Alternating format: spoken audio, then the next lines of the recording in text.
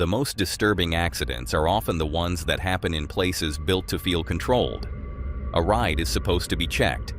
A race is supposed to have safety teams nearby, and a water park is supposed to feel harmless. But in the clips you're about to see, that sense of control disappears in seconds. In this video, a fairground car flies off its track with two young cousins inside. A MotoGP race turns into tragedy in seconds, and a water park party suddenly erupts into a fireball in front of thousands of people. These are some of the most disturbing accidents ever caught on camera. Let's dive straight into the first clip. On March 11th, 2022, two young cousins visited Playland Park near the Jockey Club in Lima, Peru, expecting a normal night at the fair. They were 11 and 13 years old, and according to their family, the ride they boarded was supposed to be for older riders. The attraction was called La Nave Voladora, or the Flying Ship. It was a fast circular ride, with small cars connected together as they moved around an oval track. From the ground, it looked like a typical intense amusement ride. Loud music, bright lights, and cars swinging around the track while people screamed and laughed. But as the ride picked up speed, one of the cars suddenly failed.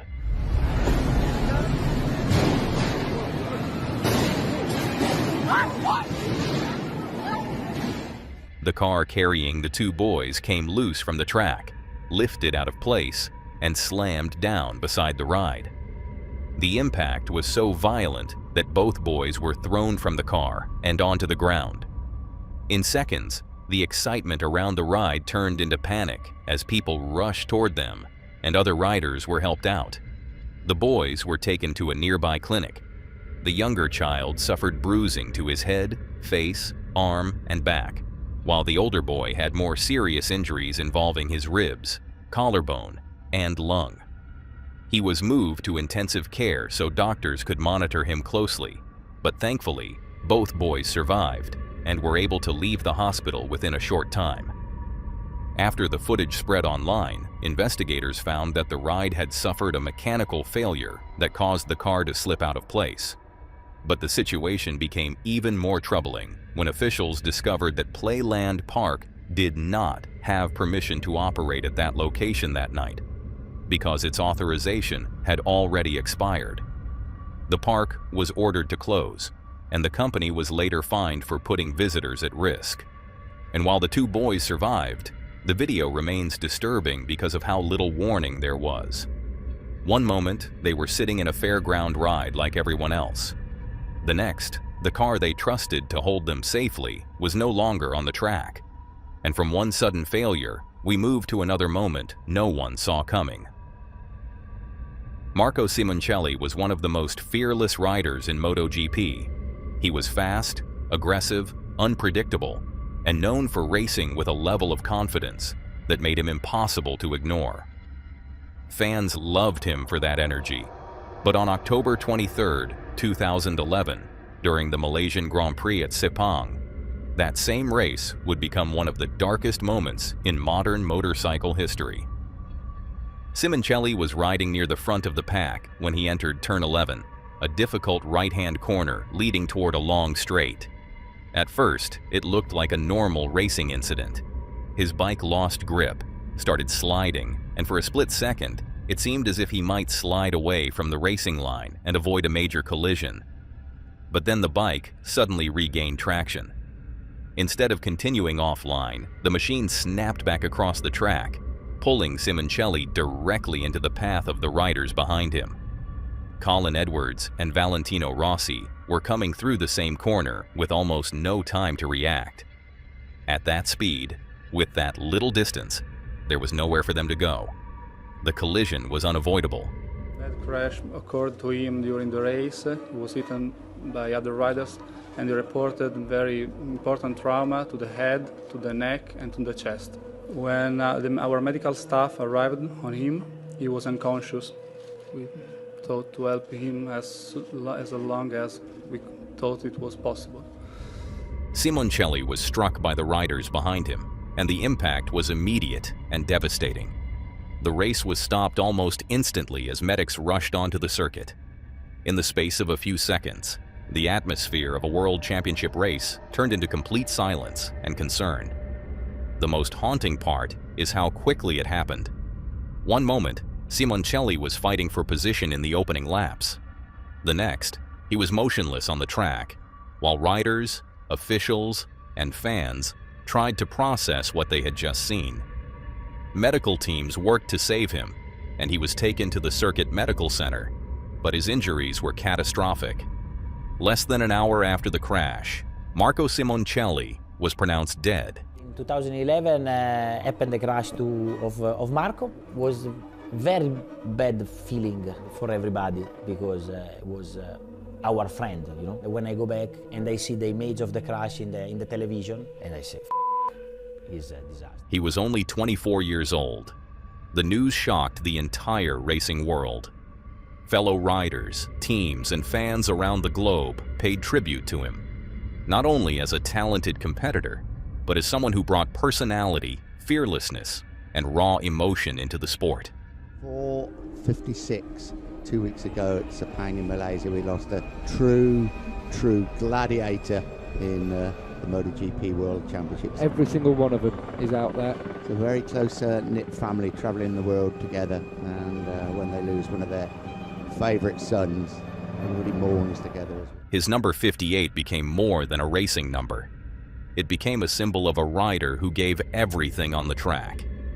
What makes this accident so disturbing is not only the violence of the crash, but the fact that it happened in a place where danger is always understood, yet never fully expected. MotoGP riders know the risks every time they lean into a corner at impossible speeds. But footage like this shows how thin the line really is between control and disaster. Marco Simoncelli's legacy still lives on in MotoGP today. He is remembered as bold, passionate, and fearless, a rider whose career was cut short in front of the world during the very thing he loved most. And from there, we move to another accident that should never have happened. In every amusement park, riders are told to trust the restraints. The belts, the bars, the harnesses, they are the one thing separating a thrill ride from a disaster. And on most rides, that trust is automatic. You sit down, the restraint locks, the operator checks it, and you assume the system will hold. Hey, I got both seagulls completely loose. But at Worlds of Wonder in India, on June 25, 2017, that trust failed in the worst possible way. The ride was called the Feedback, a high-intensity attraction built around speed, rotation, and disorientation. The main structure spun like a giant carousel, while large mechanical arms swung riders high into the air. At the end of those arms were passenger pods that rotated on their own, meaning riders were being pulled through several forces at once, spinning, swinging, lifting, and flipping, all while relying completely on the shoulder restraints to keep them inside. But shortly after the ride started, one of those restraints opened. As the ride moved into its first major flip, a man's harness suddenly snapped loose. With nothing holding him in place, he was thrown out of his seat and sent crashing down below the ride. Witnesses watched in horror as he hit an iron step before falling into the bushes underneath. Somehow, he survived with only minor injuries. But for the riders still trapped above, the nightmare was not over. The ride kept moving. As people screamed for it to stop, another restraint reportedly failed, and a second rider began slipping from her seat. She was only saved because the person beside her managed to grab onto her and hold her in place, while the ride continued to swing. For nearly a minute, passengers were left hanging in terror, hoping the remaining restraints would hold long enough for the machine to finally slow down. Witnesses later said the man's wife was pleading with staff to stop the ride, but the operators did not bring it to an immediate halt. Once the ride finally ended, angry visitors confronted the operator, who reportedly ran from the scene as the crowd turned on him. Afterward, park officials described the incident as a technical fault, and emphasized that no one had been seriously injured. But that explanation did little to calm people who had watched a rider get thrown from a machine that was supposed to be safe. The park also admitted something even more unsettling. Because of the size and speed of the ride, it did not have emergency brakes that could stop it instantly. It only had an emergency system that reduced the thrust, meaning the ride still had to swing and slow down gradually before coming to a stop. And that is what makes this footage so frightening. Once the harness failed, there was no quick way to end the danger. The riders were trapped inside a machine that had to finish slowing down on its own. For years, amusement parks in parts of India operated without the same kind of specific safety laws, mandatory ride audits, or strict investigation requirements found in other places. And when a ride depends entirely on restraints, inspections, and operator response, every weakness in that system matters. Because on the feedback that day, the ride itself did not have to collapse for people to be in serious danger. All it took was one harness opening at the wrong moment. And from one shocking moment, we moved to another case where the outcome was even harder to process. A water park is one of the last places anyone expects to see a fireball. But on June 27, 2015, at Formosa Fun Coast in Taiwan, thousands of people walked into what looked like a normal outdoor party, without realizing the air around them was becoming dangerously flammable. That night, the park was hosting the Color Play Asia event, a large music party where colored cornstarch powder was sprayed over the crowd while people danced near the stage. At first, it looked like part of the celebration. The powder filled the lights, covered people's clothes, and gave the event the bright, chaotic look organizers wanted. But the more powder they released, the more dangerous the space became. Thousands of people were packed tightly together, many of them standing inside a drained swimming pool near the main stage. Air blowers and compressed gas canisters kept pushing more colored powder into the crowd, and over time, a thick dust cloud formed above the stage. In some areas, the powder settled so heavily that it covered the ground in a visible layer. Most people there had no idea what that meant. To them, it was just part of the show. But cornstarch dust can ignite when enough of it is suspended in the air, and by that point, the crowd was standing inside a highly combustible cloud. Then, without warning, it caught fire. A flash of flame tore across the stage area, and almost instantly, the powder on the ground began to burn as well. The fire spread through the tightly packed crowd so quickly that many people had no time to react. What had been a colorful party, seconds earlier turned into chaos, with people running, falling, and desperately trying to escape the flames. The fire itself lasted less than a minute, but the damage was catastrophic. More than 500 people were injured, many with severe burns, and 15 later died from complications. Emergency services were overwhelmed almost immediately. There were not enough ambulances for everyone, so some victims had to be taken to hospitals and taxis, while others were carried out on inflatable rings, makeshift stretchers, or anything people could find in the moment. Investigators later focused on how the powder ignited, with hot stage lighting believed to be one of the likely sources. Smoking had also been permitted at the event, and cigarette butts were later found around the scene. But the most disturbing part is that the danger had been building in plain sight. The crowd was not standing near a fuel tank or a machine that suddenly exploded. They were surrounded by something that looked harmless: colored party powder. The event organizer, Liu Chengqi, was later charged with negligent homicide and sentenced to prison. Formosa Fun Coast closed after the disaster and never returned to normal operation. And that is what makes this accident so chilling. The warning signs were not obvious to the people dancing that night. There was no sense that they were standing inside a fire hazard. It looked like entertainment, until the air itself ignited. And from there, we moved to another moment where safety depended on systems that were not enough. On May 1st, 2015, Zhejiang Pingyang Amusement Park in China was celebrating its grand opening. One of its featured attractions was a new 10-meter-tall booster ride called the Scream, designed to spin riders high into the air at speed. But the ride would operate for only a few minutes before becoming the center of a fatal accident. At around 12:05 p.m., passengers were still boarding the attraction when something suddenly went wrong. Riders later reported a sudden jolt before all of the safety harnesses had been fully locked. The ride's exposed electric motor, which was controlled manually by a lever, activated too early. At that moment, 5 people were launched from the ride before they were properly secured. 2 people were killed after being thrown from a brand new ride at an amusement park in China on Friday. 2 people, including an 18-year-old boy, died from the impact, while 3 others were left critically injured.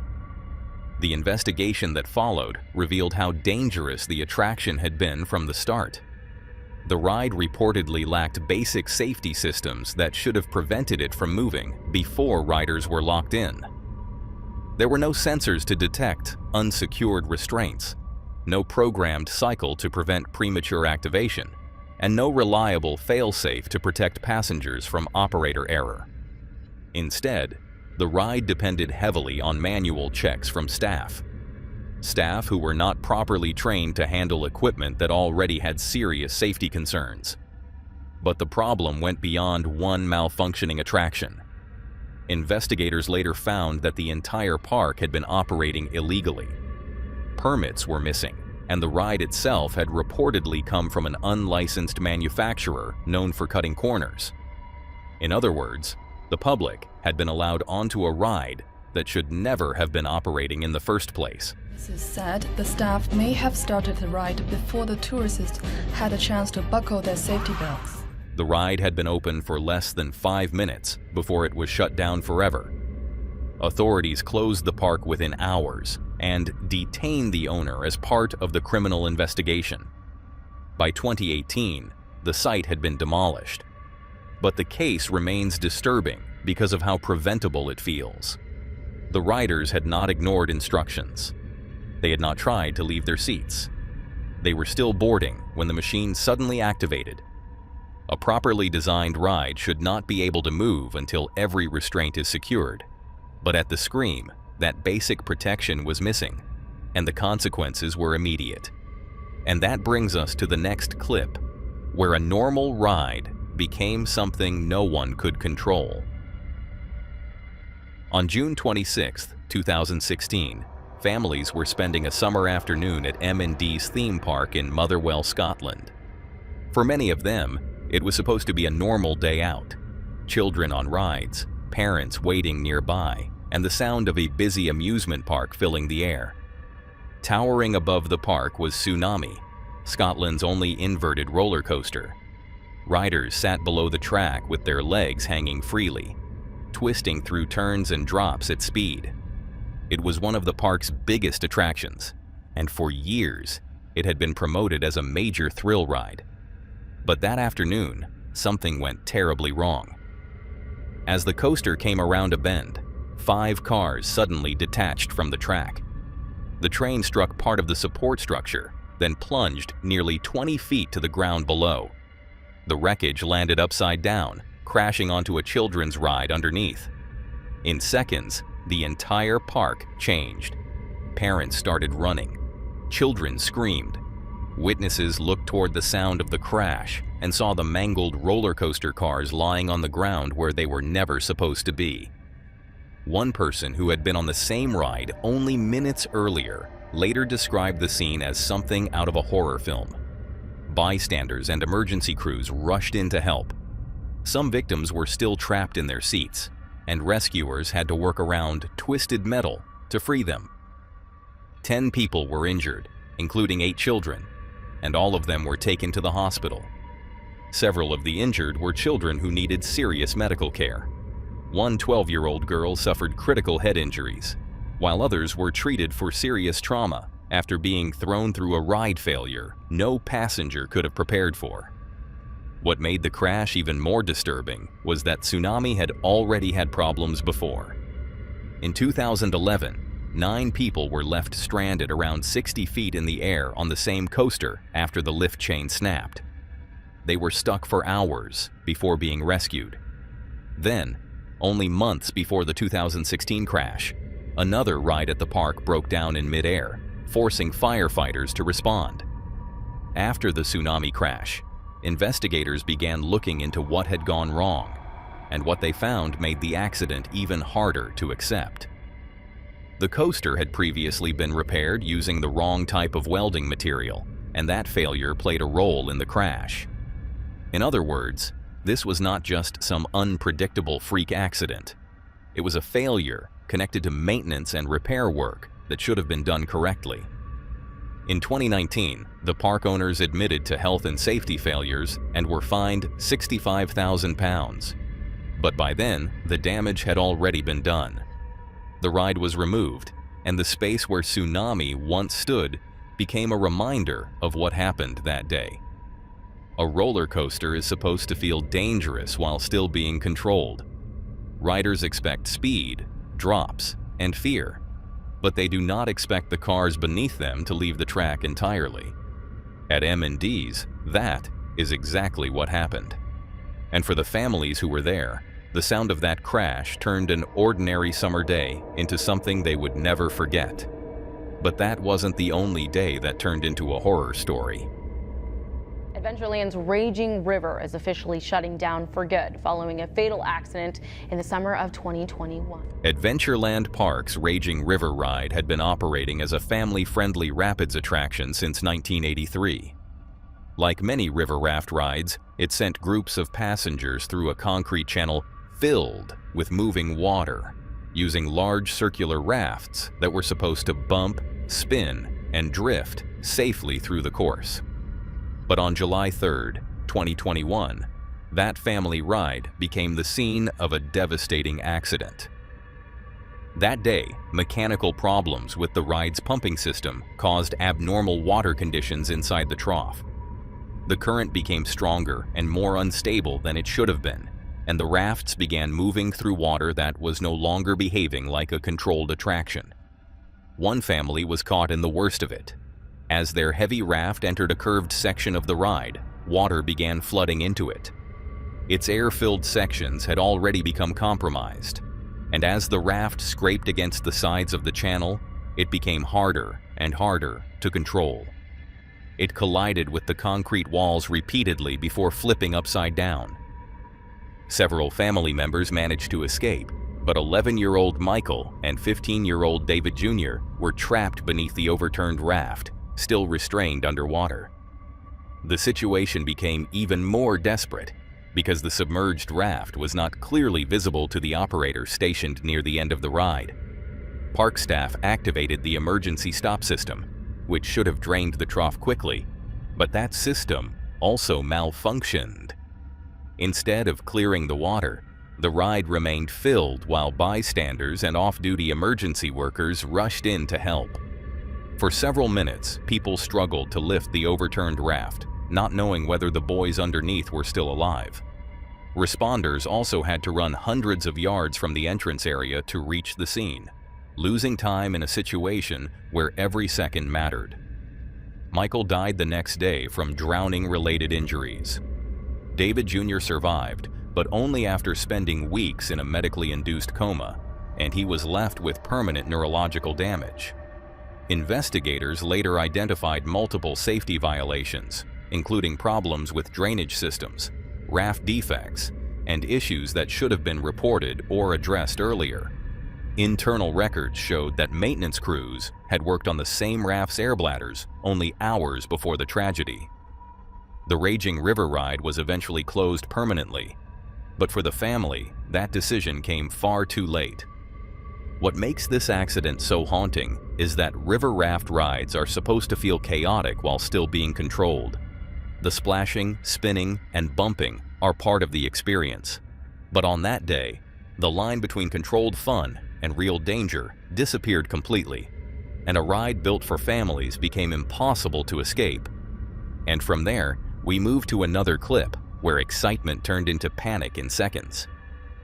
This mobile footage begins the way many amusement park videos do, with laughter, excitement, and a group of young riders strapped into a spinning attraction at Chaohu Park in China. The ride was called Travel Through Space, and it was designed to flip passengers upside down during a fast 360-degree rotation. From the outside, it looked like a normal thrill ride. Bright colors, spinning seats, and teenagers enjoying the rush.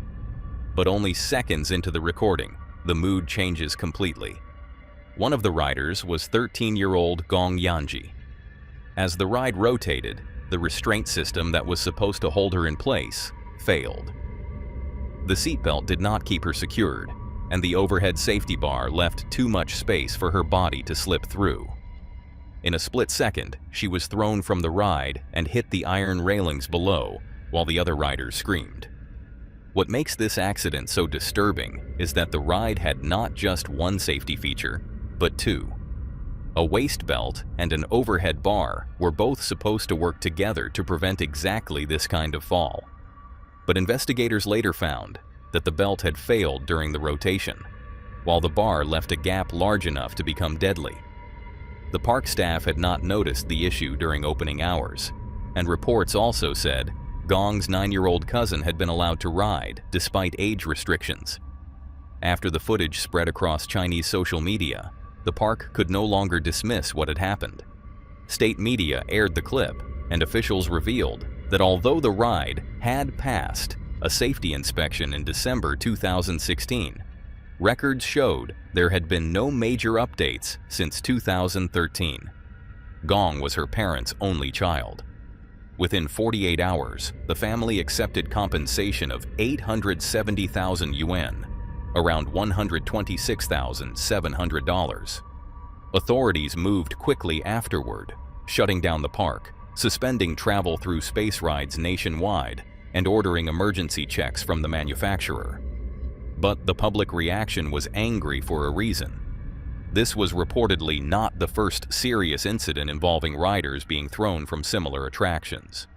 And for many people watching the footage, the question was not just how the ride failed, but how many warning signs had been missed before a 13-year-old girl lost her life on something that was supposed to be entertainment. And from one disturbing failure, we move to another accident that still feels impossible to accept.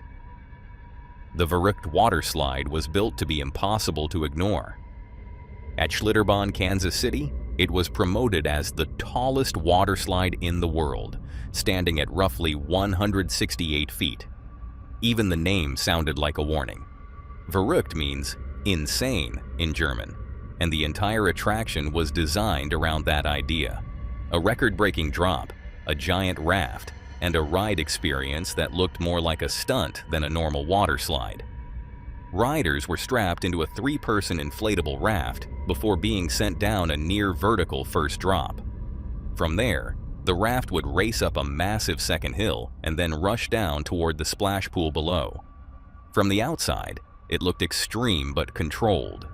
But behind the scenes, there had already been serious warning signs. The ride's opening was delayed multiple times because of testing problems. During early test runs, rafts reportedly lifted off the slide and went airborne. Adjustments were made, more testing followed, and eventually the ride was open to the public. But the history of those test failures makes what happened later even more difficult to understand.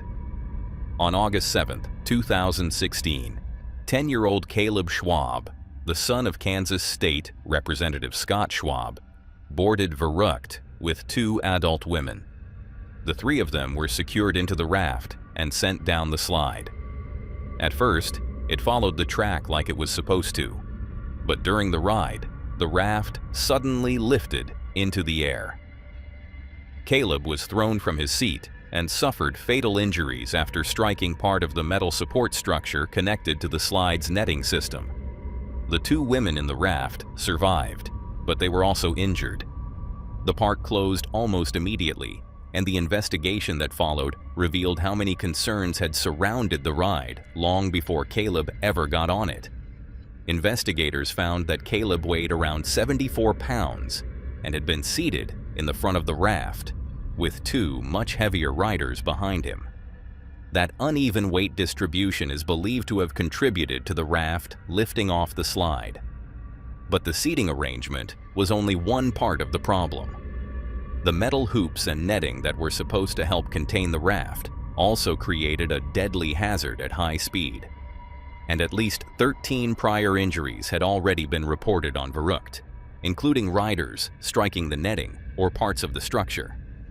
After Caleb's death, Kansas strengthened its amusement ride oversight laws, ending the kind of loose system that had allowed parks to rely heavily on their own inspections.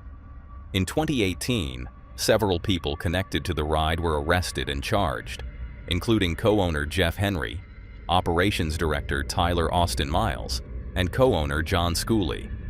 However, those criminal charges were later dropped in 2019.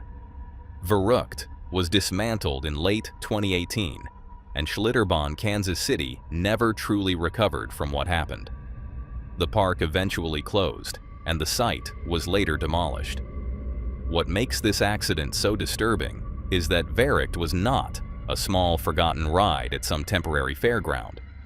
It was a record-breaking attraction, promoted as one of the most extreme water slides in the world. And yet, the very thing that made it famous, its height, speed, and intensity, also exposed how dangerous it had become. The rider is supposed to trust that the structure, restraints, weight rules, and inspections are all working together to keep that fear controlled. In Caleb Schwab's case, that trust failed in the worst possible way. That's all for today, folks. If you like to see more of this creepy content, click on the video on screen.